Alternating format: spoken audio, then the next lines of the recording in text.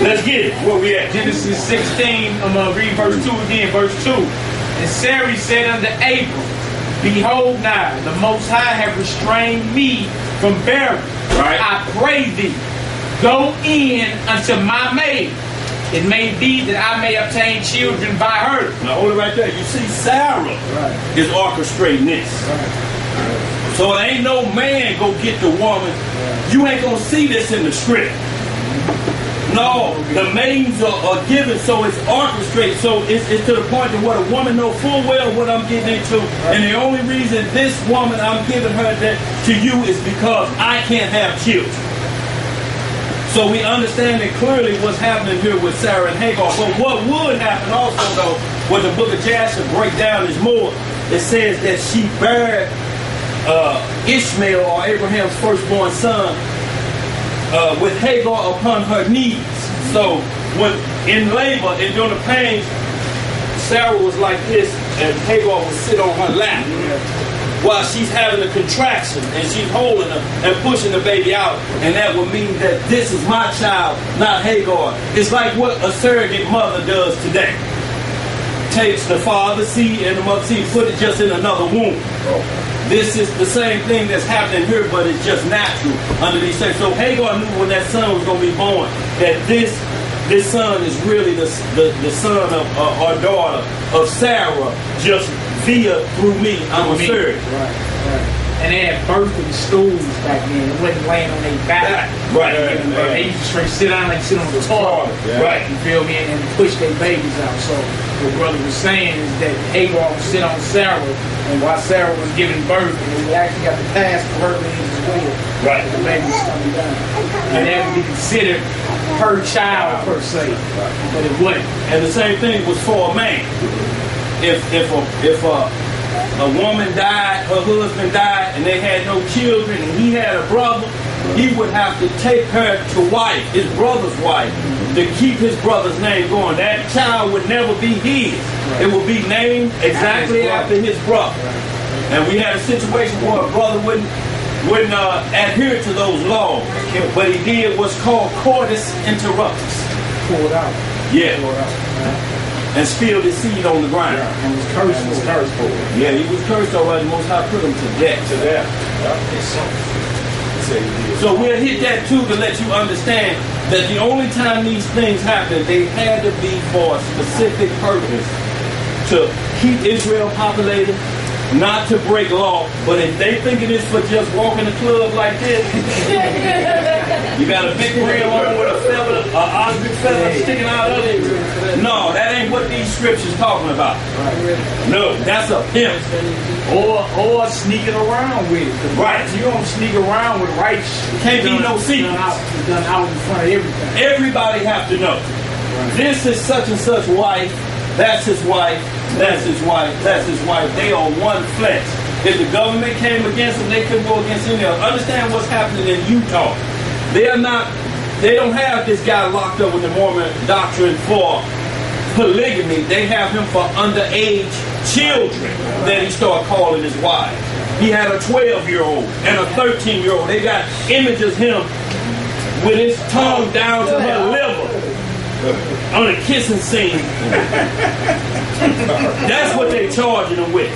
That ain't no law in America say you can have a child under this age. We don't care what doctrine you fact. They must be of legal age. That's what they got them on, not the polygamy, because polygamy is legal in Utah. Some parts of Phoenix, Arizona.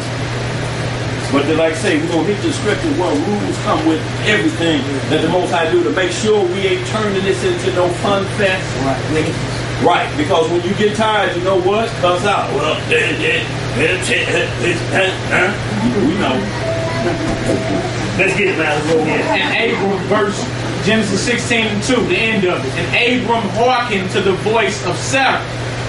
And Sarah, Abram's wife, took Hagar, her maid, the Egyptian, after Abraham dwelt 10 years in the land of Canaan, and gave her to her husband, Abram, to be his wife. To be his what? Wife. So there's a ceremony here that's taking place. There's public acknowledgement. We have to understand that there's a lot of doctrine out here teaching that if you just have this part of the relationship, you marry. You partly marry backwards first. But it has to be public acknowledgement. Even if you don't go down to the courthouse, it still has to be public acknowledgement so that nobody else in the public runs up on him or nobody in the public runs up on her.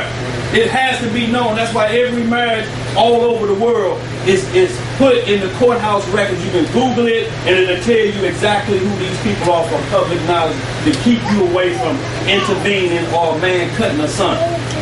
A relationship. So we have to understand that, and marriage is what we have certain things that are universal. Mathematics is universal. No matter what the background you come from, mathematics is going to be the same no matter how you slice it. That's why that's the only test during the hour basic skills or any test you take that we stand on par with everybody else. But the other things are culturally related or culturally biased toward the nation that's ruling the world. You have mathematics. He can get the mathematics. The Chinese can get the mathematics. The white man can get the mathematics.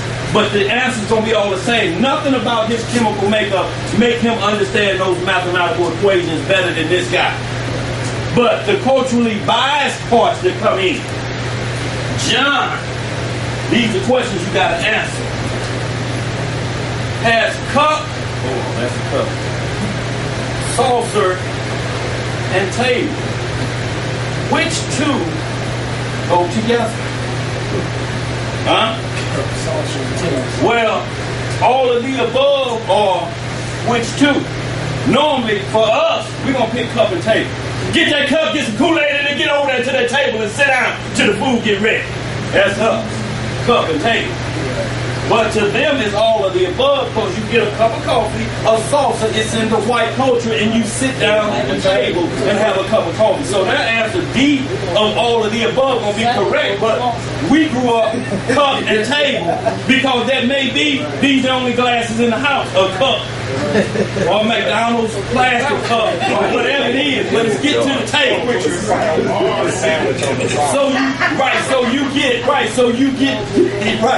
you get that wrong.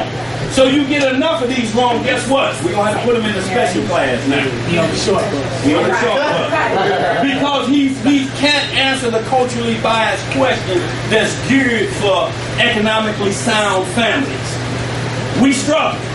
So we don't see things the same way, and that only mathematics and situations like that. And this is what Most High's got it. He's got this to the point that where there's certain rules with this that it can't be done. There ain't gonna leave no room for culturally biased this because mathematics is universal, and the only other thing is universal is marriage. I don't care where you go on planet Earth, marriage is universal. They'll put it and make it public knowledge to every nation that you go to because you have to understand when Jacob married Leah and Rachel, he was in their land. They said it's not our custom to give the second born before the first. Those were their customs. When we get into the book of Jasher, he's saying, well, I didn't know what their custom was when they're saying, hey, la, hey, la. But they were telling them, we're going to sleep the firstborn in her home. He think he did Rachel. But those were their customs, just like when Abraham and them came through Egypt. He said, this was your wife. But their custom was to kill a man and take his wife. Because once a man dead, you understand? But they knew that our God, because his law stands supreme all over the world concerning marriage. I don't care where you go on the planet. If this your wife married in America, it's sanctified in Iraq, in Saudi Arabia. You don't have to redo it. Now, what did happen, there's a brother, I'm saying we're going to move on. The airlift of the Falasha Jews or the tribe of Dan out of Ethiopia, when they got back, the so-called Edomite Jews forced them to remarry under their covenant. They've been married to 50 years, one guy. He's like, I've been knowing her since I was 14. That's when we got married. But they're like, no, we ain't recognizing that here. He's like, the world recognizes. Nope. Because what we need you to do is put down those covenants and come up under the covenant of Judaism. Remarry. Been with this woman all his life. But they said on this covenant. So that's the only place on earth that's doing that. And the reason they're doing it because it's a threat. Either you come on our covenant or we leave the rest of your family over there in starvation. And we can go get them, but what you gonna do? So y'all, we have to understand. Let's get some more of that now. Verse 4. Genesis 16:4. And he went in unto Hagar. What did he do? He went in unto Hagar. That's right. And she conceived. Right. And when she saw that she had conceived, her mistress was despised in her eyes. Now understand this. We think, according to this culture, the mistress is the woman on the side. No, the wife is the mistress. He's the mister. She's the mistress. Oh, right. Really? So it's twisted. So, fellas, if you... No, I didn't say that. That's like somebody says that a busybody is somebody that's up moving around all the time. Right. A busybody is somebody that's being somebody else's business. All the time. While they up moving around. While they up moving around. Always in somebody business. Let's get it now. Verse 5. And Sarah said unto Abram, my wrong be upon thee. I have given my maid into thy bosom. And when she saw that she had conceived, I was despised in her eyes. Right. The Most High judged between me and thee. So right there, what happened was Sarah saw that Hagar wasn't playing by the rules. Hagar like, look, I gotta see that.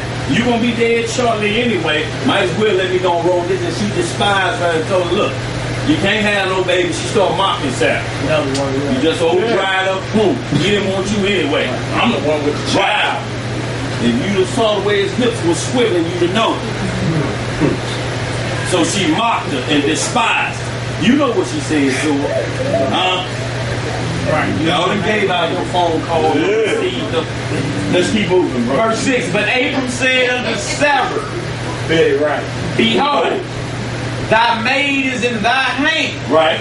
Do to her as it pleaseth thee. And when Sarah dealt hardly with her, she fled from her face. So right here, Abraham told her, look, you brought this into here. I didn't ask for this. Right. Now, however you got to straighten that situation out, straighten that situation out. You know, the angel told us, look, we're going to have a children. You jumping the gun here. The same way Rebecca did for Esau and Jacob. The promise was already, when the angel came to Rebecca and told her, look, the elder going to serve the young. Right. So it was already ordained. She jumped the gun because she heard Isaac say, tell Esau, go get the deer, I'm going to give you the blessing. So she's like, oh, prophecy gonna fail? Right. I must fix it. No, you don't fix prophecy. Right. Patience wasn't there. Right. So she tricked. Esau was never tricked by Jacob. Esau despised his birthright and sold it. He sold it. So remember Jacob to collect what he paid for. Right. He wasn't gonna get down like this. That's right.